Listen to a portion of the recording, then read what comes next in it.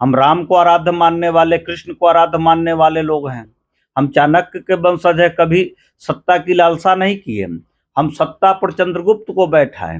तो समाज के दबे कुचले लोगों को आगे करने वाले लोग थे और हम विमुख होते जा रहे हैं। शासनिक रूप से देखे हुए कि जो समाज संगठित नहीं है, प्रशासन भी उसका, सरकार भी उसका कोई ध्यान नहीं देता है। जैसे अभी लखीसराय में घटना हुई वहाँ चाहे जिस कारण से हुए पूरे परिवार को समाप्त कर दिया गया।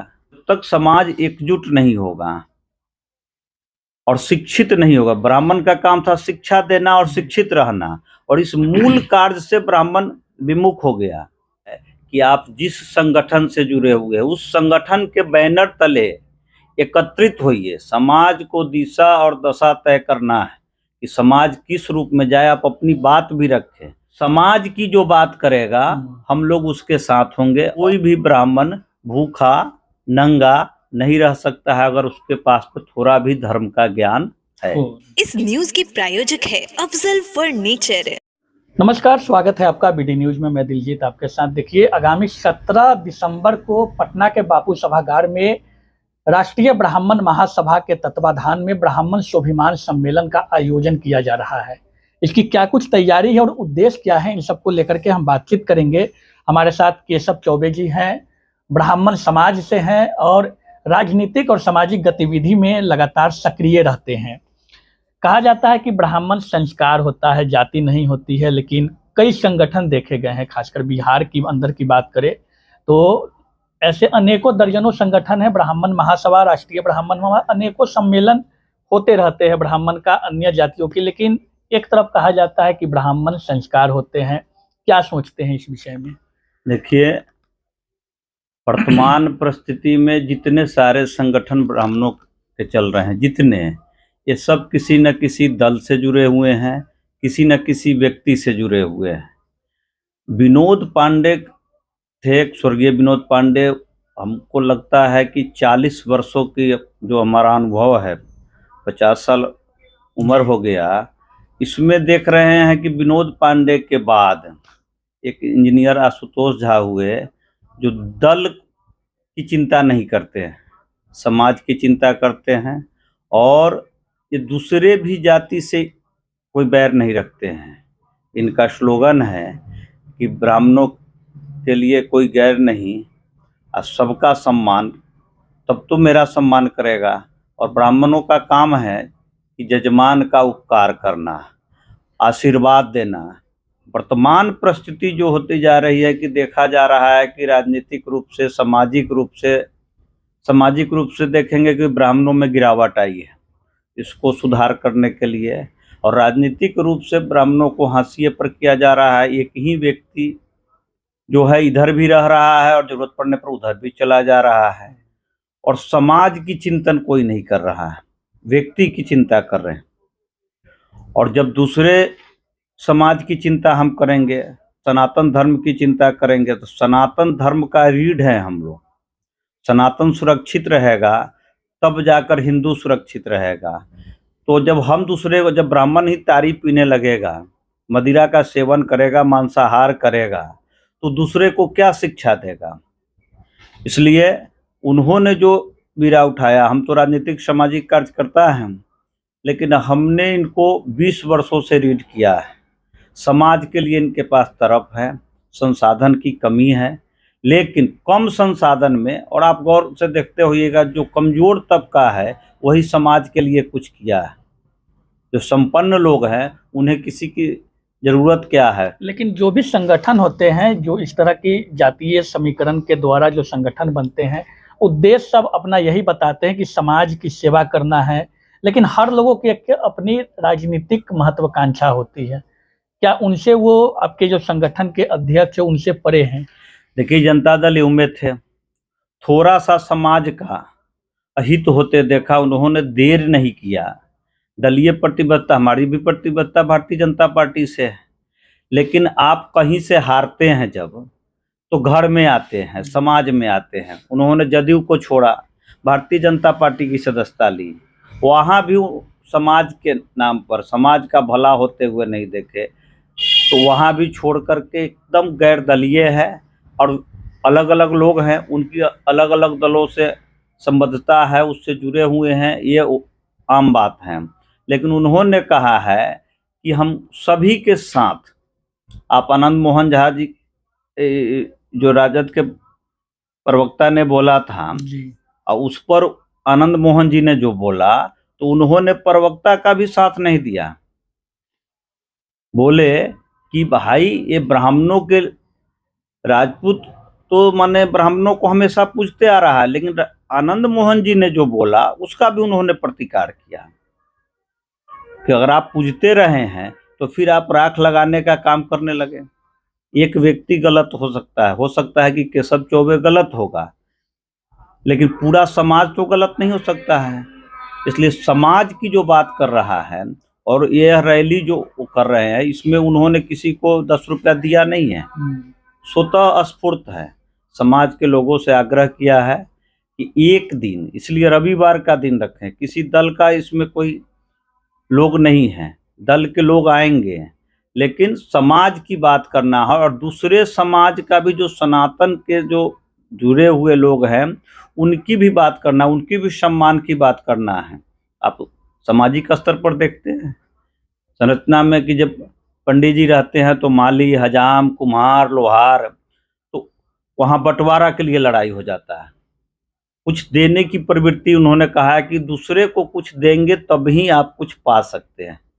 सिर्फ उदारी की तरह अपने तरफ खींचना है, हम ही हो जाए मुख्यमंत्री, मेरी पत्नी हो जाए मंत्री और मेरा बेटा हो जाए प्रमुख और पोता हो जाए मुखिया, ये इनकी अभी तक की सोच नहीं है। अच्छा, ब्राह्मण स्वाभिमान सम्मेलन रैली का नाम दिया गया है।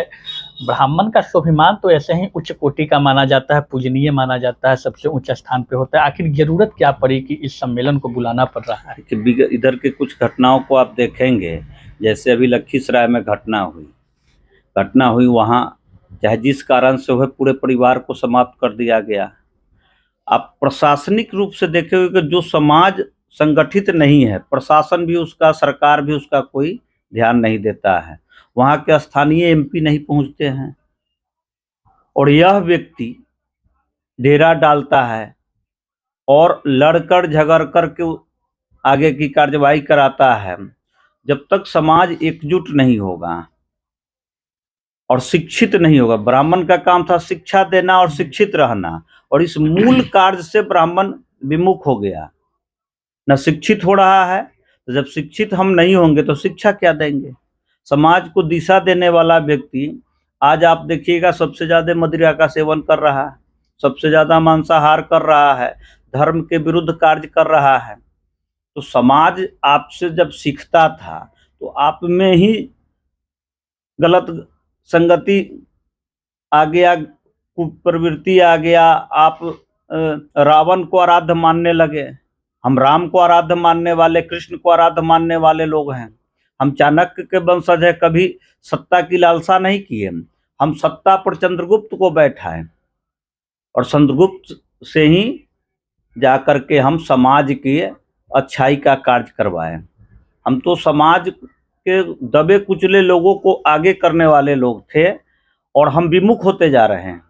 इसलिए हमें सत्ता की कोई लालसा नहीं है, हम समाज की चिंता कर रहे हैं। हमारे साथ साथ सनातन के हर वर्ग जो हैं वो भी धर्म के अनुसार चले, धर्मानुरागी बने और सभी में एकता हो, वैमनस्यता नहीं हो। जी, समाज को एक सूत्र में बांधने की जो बीड़ा आशुतोष झा आपके राष्ट्रीय अध्यक्ष जो हैं वो उठा करके चले हैं, लेकिन देखा जा रहा है कि कई संगठन हैं, आपके ब्राह्मण समाज के कई संगठन हैं, विभिन्न भागों में वो बटी हुई है। आपको लगता है कि इतने संगठन होने के बावजूद जब ये आशुतोष झा जी आपको ब्राह्मण महासभा, ब्राह्मण स्वाभिमान सम्मेलन कर रहे हैं, एक सूत्र में बांधने का प्रयास कर रहे हैं, संभव लग रहा है कि वो हो पाएगा?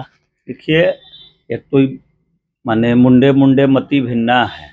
उन्होंने तो कहा है कि आप जिस संगठन से जुड़े हुए हैं उस संगठन के बैनर तले एकत्रित होइए। समाज को दिशा और दशा तय करना है कि समाज किस रूप में जाए, आप अपनी बात भी रखें। हर संगठन के लोगों को आमंत्रित किया है, समाज के सभी प्रबुद्ध लोगों को जाके आमंत्रित किया है। टेलीफोन से, व्हाट्सएप से, निमंत्रण पत्र से मिल करके उन्होंने, कम संसाधन के लोग हैं, कहा है कि आप अपने बैनर के तहत, हमारे बैनर में आप कोई ज़रूरत नहीं कि हमारी, लेकिन कुछ लोगों को लगता है कि आशुतोष झा आगे बढ़ जाएंगे, ये संगठन आगे बढ़ जाएगा। सच्चाई यही है कि आज के तारीख में बिहार में ब्राह्मणों का चिंतन करने वाला एकमात्र संस्था यही है। कोई छोटी छोटी दुकानें हैं और इसको मान लीजिए एक बड़ा सा मॉल है और ये आगे बढ़ेगा। और जिन लोगों की दुकानदारी बंद हो रही है वो लोग किसी दल से जुड़े हुए हैं तो उनको दल में पूछाना है। तो जिन संगठन को आप दुकान कह रहे हैं वो मॉल में आकर समाहित होंगे, ऐसा प्रतीत समाहित नहीं हो, कम से कम सहमति तो दे, वहां आके खड़ा तो हो। क्या गलत, अगर आशुतोष झा जी की संस्था और उनकी संस्था है ना, एकदम माने सभी लोगों का समावेश है, एक व्यक्ति की संस्था नहीं है, तो आ करके अगर कुछ गलत कर रहे हैं आशुतोष झा तो आप बताएंगे ना कि ये समाज के विरुद्ध कार्य आप कर रहे हैं। वो ये जो कर रहे हैं अभी तक जो देखा गया, वो भी अगर समाज के खिलाफ जाएंगे तो कोई ना कोई नया आशुतोष झा पैदा लेगा। लेकिन अब यहाँ आप देखिए, चाणक्य विद्यापति सोसाइटी है, धर्म का काम कर रहा है, यज्ञोपवीत संस्कार 50, हम तो देखे 30 वर्ष के बच्चे का यज्ञोपवीत हुआ है। तो यहाँ ये हिंदुओं के सभी वर्ग के लोगों का कराते हैं, सराहनीय कार्य है, सभी जाति के लोग उसमें मदद करते हैं। लेकिन ऐसा कहा जाता है कि ब्राह्मण समाज में जो बड़े बड़े आचार्य होते हैं, पंडित होते हैं, ज्ञानी होते हैं, तो ऐसा माना जाता है कि एक पटल पर आकर के अपने ज्ञान को रिप्रेजेंट, मतलब कि प्रदर्शित जो होता है वो एक सूत्र में बंध कर नहीं कर पाते हैं। यह इतिहास भी बताता है और वर्तमान परिदृश्य की आप बात करते हैं उसमें भी देखा जाता है कि आपस में ही कई ऐसे मौके, पर्व त्यौहार के मौके आते हैं जहाँ पे पंचांगों को लेकर मतभेद दिखता है। आप ही के समाज के द्वारा अलग बैठक होती है, ब्राह्मणों की एक तरफ अलग बैठक होती है। तो कल्पना कैसे की जा सकती है कि ब्राह्मण समाज एक सूत्र में बंधकर समाज को एक नई दिशा देंगे? देखिए, जब तक इसी के लिए ये बैठक, ये जो समागम हो रहा है कि आगे हम ही पंचांग बनाते हैं, पूरा सनातन हम ही, हमारी ओर देखता है, और हम क्या करते हैं कि 2 दिन कर देते हैं। तो उस यजमान को ये कहने में क्या दिक्कत है कि भाई पंडित जी लोग ढोल है, लोग कहता है ना। एक यजमान को हम कह रहे हैं कि आप दिलजीत जी कल कर लीजिए, और दूसरे आदमी को, दूसरे पंडित कह रहे हैं कि नहीं आप आज नहीं, आज उदया काल नहीं है, परसों कर लीजिए। इसके लिए एक बड़ा सा समागम भी हुआ था गरीब स्थान मंदिर में, और सभी लोग जुटे थे। हुआ था कि जो जब तय हो गया तो कुछ लोगों को, हम पहले ही कहें ना, कुछ लोगों को लगता है कि हमारी दुकानदारी बंद हो जाएंगी, हम कुछ अलग करेंगे। आप एक प्रवृत्ति इधर देख नहीं रहे हैं कि माने कुछ उदंड भाषा का हम प्रयोग करेंगे तो समाज में सभी लोग हमको जान जाएगा, चर्चा में आ जाएंगे। तो कुछ पंडितों में भी ऐसे लोग हैं जो अपने को चर्चा में लाने के लिए समाज के मुख्य धारा से अलग हट के निर्णय लेते हैं, और इसी को पाटने के लिए इंजीनियर आशुतोष झा, जिन्होंने इंजीनियरिंग की नौकरी छोड़ करके समाज के लिए, बाईपास सर्जरी हुआ था, उस व्यक्ति के पास पैसा नहीं था, समाज के लोगों ने सहयोग किया, बच्ची की शादी किस तरह से की है, उसको तरफ है, उन्होंने गरीबी को देखा है।